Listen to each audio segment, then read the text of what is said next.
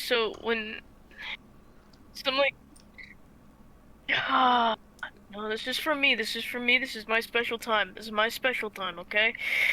So so so from my understanding, an axiom is when you have a postulate. So if you have a situation in highly in I believe highly theoretical math, um, is and you have to explain. It's so loud.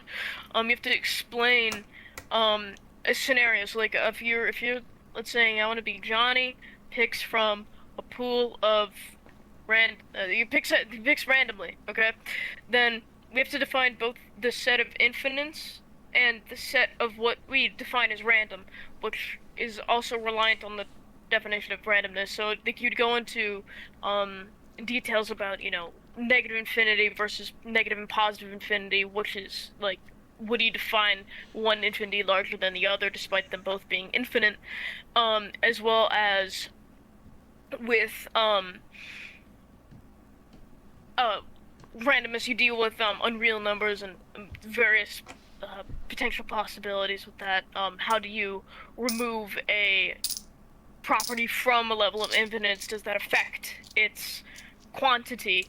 And then you also can, but the issue with axioms is that so not the issue, but more so like their application is that they're um more or less an option. So when you get into theoretical math, if you want to prove something that's, let's say, only depends on one component being related to um a random choice, and your new theory that you want to provide or like publish is you would have to include what you defined for this specific case of um random choice.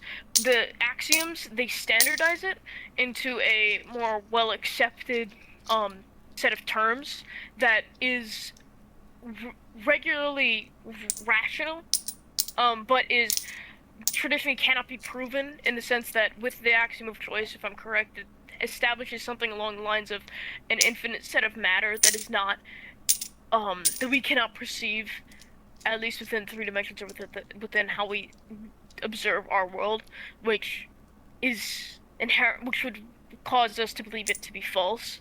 However, its other terms are said to be rational. So it's up to the choice of the theorist to either write their own terms, use its separate axiom to define the same things in a different way, or to use the given axiom. It's like more so as a means of abbreviation, but it's like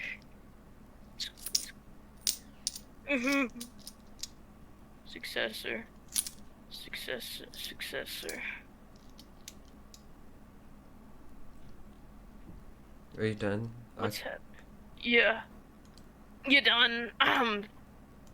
Put down the mic, buddy. Get off the stage.